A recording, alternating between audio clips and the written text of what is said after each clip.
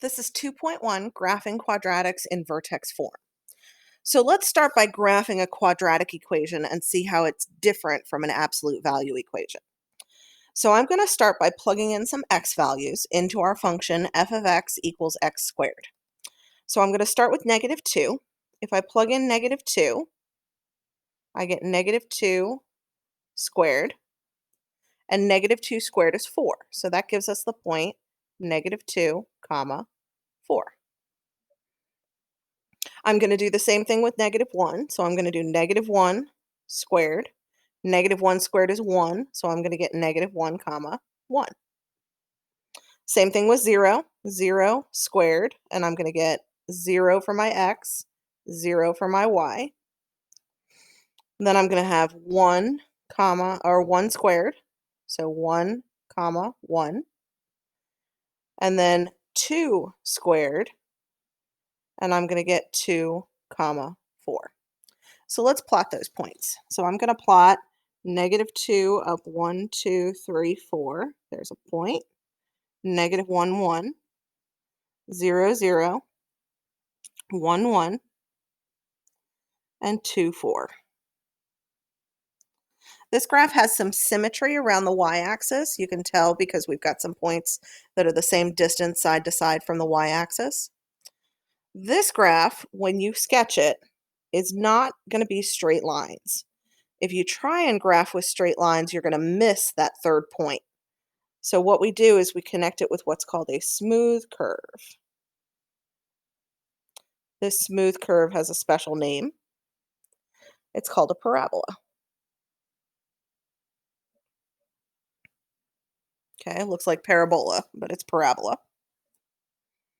Okay.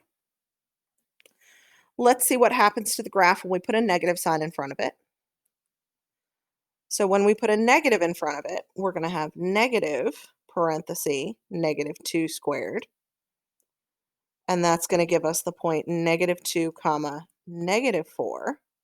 Because -2 squared is 4, but there's an extra negative in front.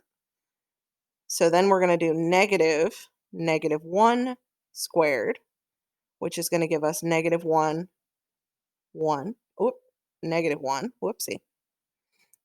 Then we're going to do -0 squared, which is going to give us 0, 0. Then we're going to do -1 squared, which is going to get us 1, -1. And then -2 squared, which is going to give us 2, -4. So if we plot these points, we'll plot -2, -1, 2, 3, 4. -1, -1, 0, 0, 1, 1, and 2, -4. And again, we're going to make that parabola shape. So we're going to connect with a nice smooth curve.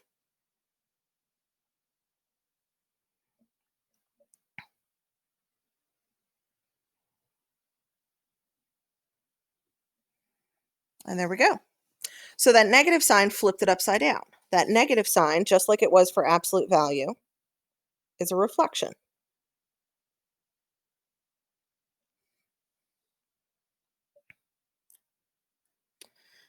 In the next example,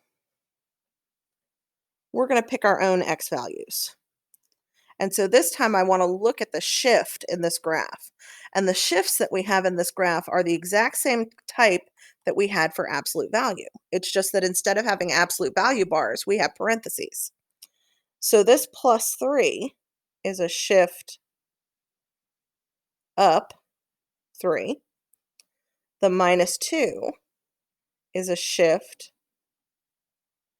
to the right 2.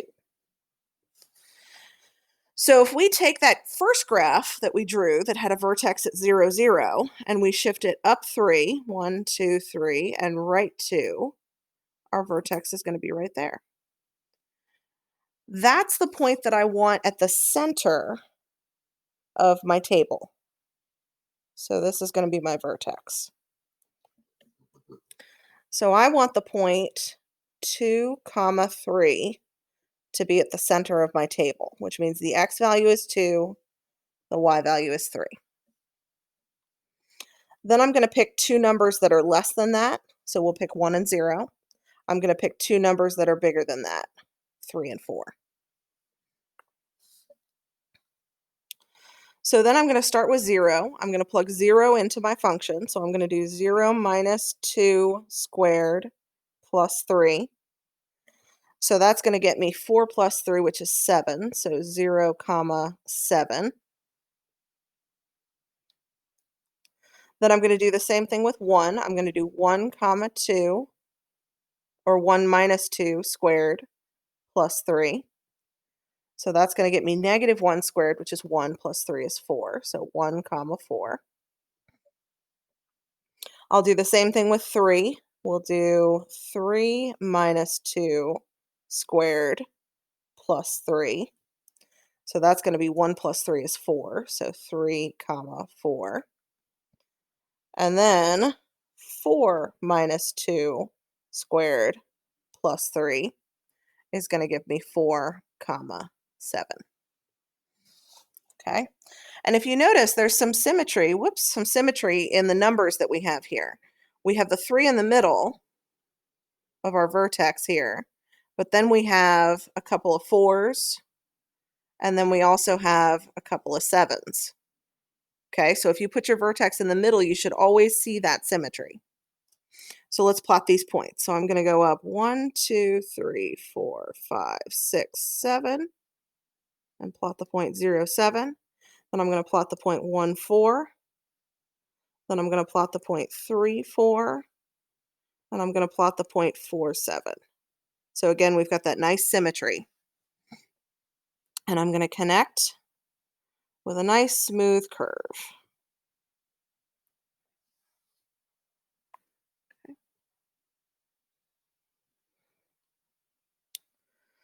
For the next example, we have a number in front. I don't see any shifting. So there's nothing inside a parenthesis and there's nothing being added on the back. So we have no shifting here, which means we're going to start with our vertex at 0, 0. So there's our vertex. So let's go ahead and plug in our numbers. We're going to do 2 times negative 2 squared. So that's 4 times 2 is 8. So that's negative 2 comma 8. Then we're going to do 2 times negative 1 squared. And let's see, negative 1 squared is 1 times 2 is 2. So that's negative 1 comma 2. Then we're going to do 2 times 0 squared. So that's going to get us 0, 0. 2 times 1 squared gets us 1 comma 2. And then 2 times 2 squared gets us 2 comma 8. So we're going to plot these. So we'll do negative 2 up 1, 2, 3, 4, 5, 6, 7, 8. And we're going to do negative 1 up 2, 0, 0, 1, 2, and 2, 8. So this one is definitely more narrow than the first graph that we did, which means this 2 right here is a stretch.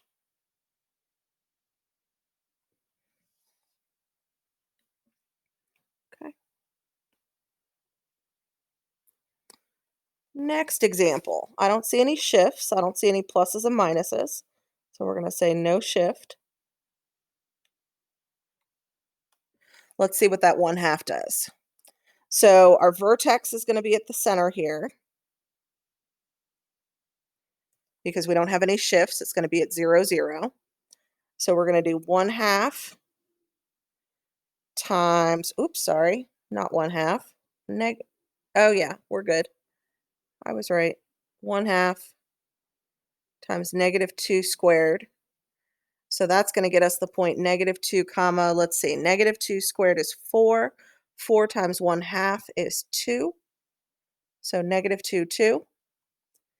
We'll do 1/2 times negative 1 squared, which is going to be 1/2. So we'll have negative 1 up 1/2. Then this one, we're going to do 1/2 times 0 squared, which is going to get us the 0.00. And then we're going to do 1/2 times 1 squared and get 1 comma 1/2, which matches that other 1/2, right? So pay attention to that symmetry. And then we'll do 1/2 times 2 squared and get 2 comma 2. So we'll plot these. I'll do negative 2 up 2, negative 1 up 1/2. So I'll just do a little half a block. 0, 0, 1 up 1/2, and 2, 2. So we can see this one is a little closer to the x-axis. If I graph it, it's a little bit wider.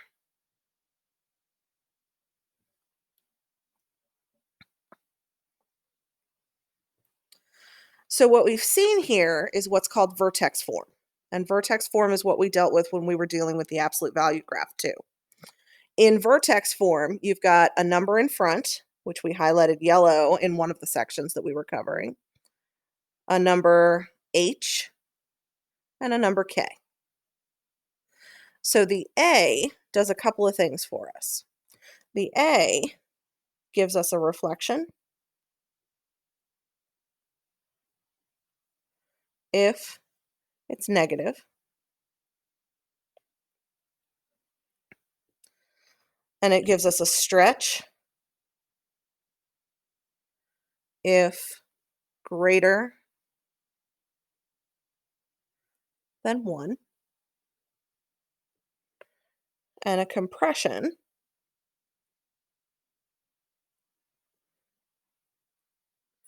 if less than 1. Okay. The H is a shift to the right or left, and the K is a shift up or down.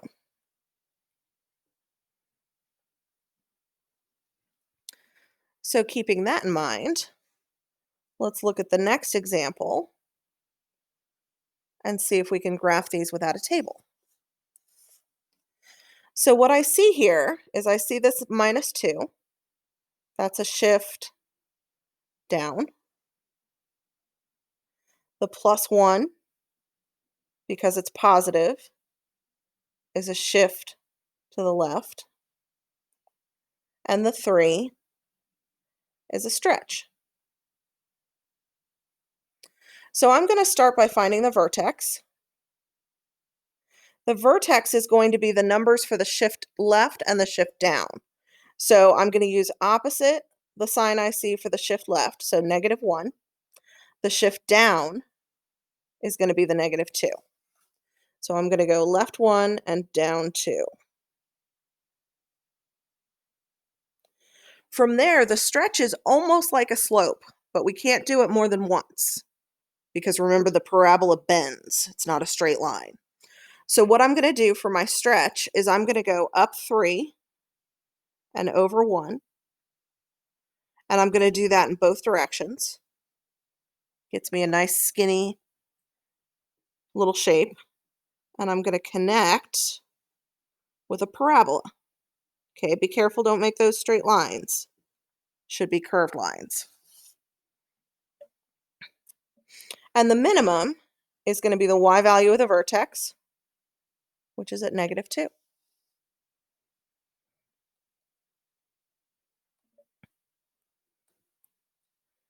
Let's try the next one. So the next one, I see the -4. That tells me shift down. The +3 is a shift to the left. The 1/2 is a compression because it's less than 1. Let me write that so that we can see the whole thing.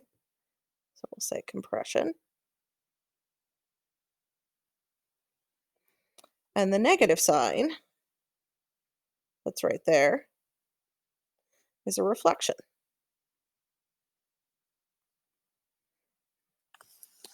So I'm going to start with my vertex. The vertex is going to be from my shifts. So I've got a shift left 3 and a shift down 4. So I'm going to plot the point -3, -1, 2, 3, 4 for my vertex. And then I've got a -1/2. So I'm going to treat it like a slope. I'm going to go down 1 and right 2. And down 1 and left 2.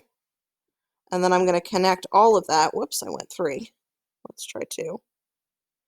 And connect all of that with a nice parabola.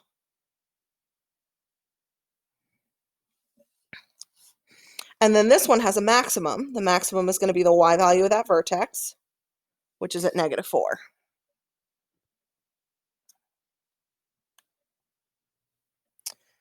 So then, let's reverse things. Now we have the graph. Let's go ahead and write the equation. This is very similar to what we did at the end of Unit 1 with the absolute value. We're going to start by finding the vertex. So the vertex is right here. I'm going to label it as 1, 3. And then I'm going to see what it takes to get to my next set of points. So I want the next set of grid lines, which means I have to go down 1, right 1. So I'm going down, which means I have a reflection.